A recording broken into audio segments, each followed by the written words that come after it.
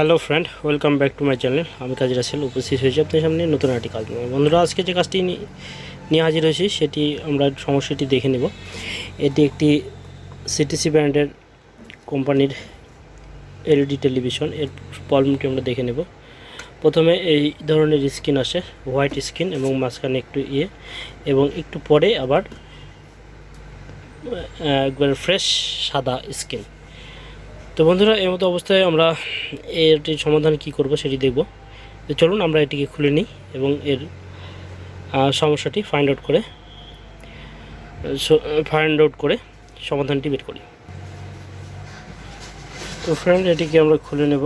তার আগে দেখে নিই, এটি চাইনিজ এটি আসলে ল্যাপটপের স্ক্রিন দিয়ে একটি টেলিভিশন বানানো হয়েছে, আর এখানে এলইডি সার্কিট লাগানো হয়েছে। তো ফ্রেন্ড, আমরা এটির কোনো নাট নাই, সেক্ষেত্রে এটিকে সাইডে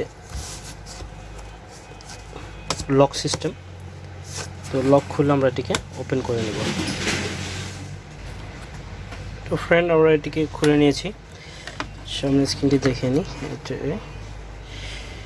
এখন আমরা আবারও এটিকে অন করব। অন করার পরে দেখে নেব এর ভিসিসি এবং অন্যান্য সকল সাপ্লাই ভোল্টেজগুলো ঠিক আছে কিনা।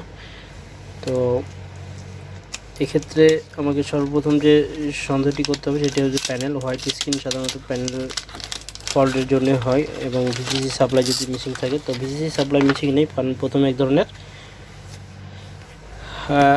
ধরনের স্ক্রিন আসছে যেখানে প্যানেলের কার্যকারিতা বোঝা যাচ্ছে, কিন্তু একটু পরে সেটি আবার সাদা হয়ে যাচ্ছে। তো এটিতে আমরা দেখে নেব স্টেপ বাই স্টেপ। তো বন্ধুরা, আমরা এটিকে অফ আছে অন করলাম এবং মিটার ভোল্টেজ রেঞ্জে দিয়ে রেখেছি। ভিসিসি সাপ্লাইটি দেখে নেব। 3.3 ভোল্টের প্যানেল, ব্যাকলাইট জ্বলে গেছে দেখতে পাচ্ছি আমরা, এবং ভিজিএস ভোল্টেজটি দেখব 2.0, এবং ভিজিএম 2.2 এবং 2.0 দেখাচ্ছে। VDD 3.3, VGL. তো এখানে সকল ভোল্টেজগুলো ডিসি টু ডিসি সাপ্লাই যেগুলো ভোল্টেজ আছে সবগুলো ভোল্টেজ সাপ্লাই হচ্ছে না। তো এক্ষেত্রে আমরা এই বোর্ডটিকে একটি extra DC two DC circuit লাগিয়ে ভোল্টেজগুলো এই বোর্ডে ট্রান্সফার করে দেখব যে কোন ভোল্টেজটার কারণে আমার ভোল্টেজটি শর্ট হয়ে আছে। তো চলুন, কথা নয়, আমরা এক্সট্রা একটি বোর্ড লাগাই এবং লাগানোর পরে এর কাজের রেজাল্ট দেখি। তো বন্ধুরা, আমরা একটি এক্সট্রা ডিসি টু ডিসি আইসি সার্কিট লাগাবো এবং কোন ভোল্টেজটা দেওয়ার পরে প্রবলেম হচ্ছে সেই ভোল্টেজটা ফাইন্ড আউট করে, যদি সম্ভব হয় এআইসি দিয়ে করবো, না হলে আমরা এক্সট্রা ডিসি টু ডিসি আইসি সার্কিট লাগানোর পরে এটিকে রেডি করব। এটিকে ডিসি টু ডিসি আইসি যেহেতু সকল ভোল্টেজ 0 হয়ে আছে, সেহেতু এটিকে আমরা রেডি করার জন্য বাজারে বেশ কিছু বোর্ড আছে যেগুলো ডিসি টু ডিসি আইসি অবলিক আমরা ব্যবহার করতে পারি। আমার কাছে এই ধরনের বোর্ড অ্যাভেলেবল, আদার্স সকল সার্কিটগুলো আছে। তো আমি এই সার্কিটটি এখানে লাগাবো।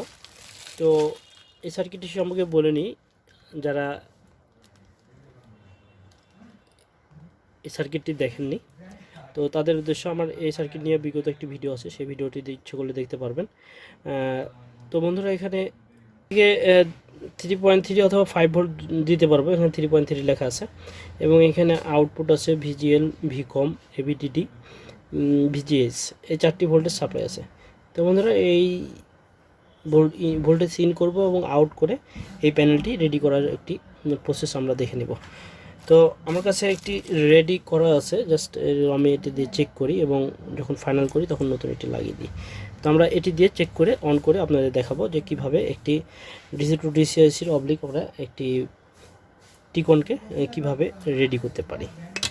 তো চলুন, আমরা এখানে 3.3 সাপ্লাইটি দিয়ে নিই এবং এর আউটপুট ভোল্টেজগুলো সঠিক পয়েন্টে ব্যবহার করি।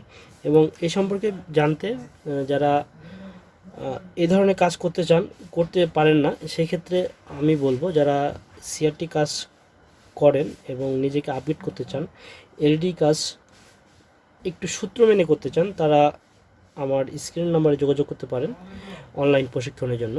তো এখন লকডাউনের সময় অনলাইন প্রশিক্ষণ এখন চালু আছে, প্র্যাকটিক্যাল ক্লাস এখনও করানো হচ্ছে না। তো যারা অনলাইন কোর্স করতে চান তারা স্ক্রিনের নাম্বারে যোগাযোগ করবেন। তো চলুন কথা নয়, আমরা কাজটি শুরু করি।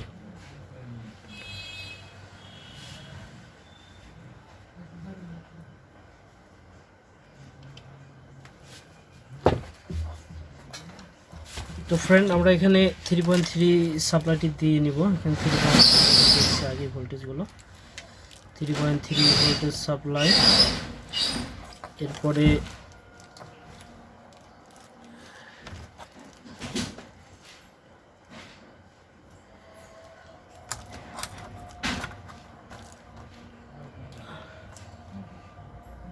ভিজিএল সাপ্লাই,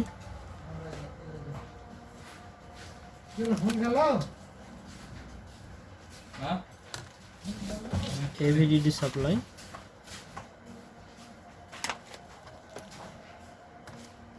এবং ভিজিএইচ সাপ্লাই।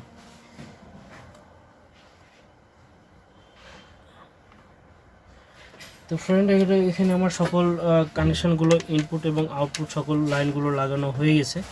তো এখান থেকে আমার আর কোনো কাজ নেই, জাস্ট আমি এটি পাওয়ার দিব। ইন্ডিকেটর লাইটটি জ্বলে আছে,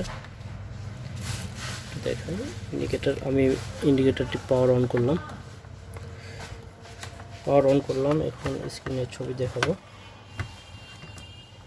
স্ক্রিনের ছবি চলে এসছে এবং সঠিক ছবি চলে এসছে, কোনো ধরনের কোনো ঝামেলা নেই।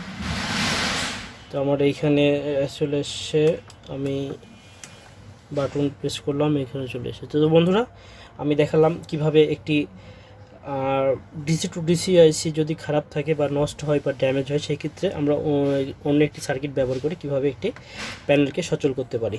তো বন্ধুরা, আমার চ্যানেলটি যদি ভালো লাগে, আমার কাজটি যদি ভালো লাগে, তাহলে অবশ্যই আমার চ্যানেলটি সাবস্ক্রাইব করবেন। আর যারা এখনও সাবস্ক্রাইব করেননি, দ্রুত সাবস্ক্রাইব করে নিন। যারা বেল বাটনটি অন করেননি, এখন দ্রুত বেল বাটনটি অন করে নিন। আর যারা নিজেকে আপগ্রেড করতে পারেন, যোগাযোগ করতে পারেন স্ক্রিনের নাম্বারে আমার সাথে। সবাইকে অনেক ধন্যবাদ সম্পূর্ণ ভিডিওটি দেখার জন্য।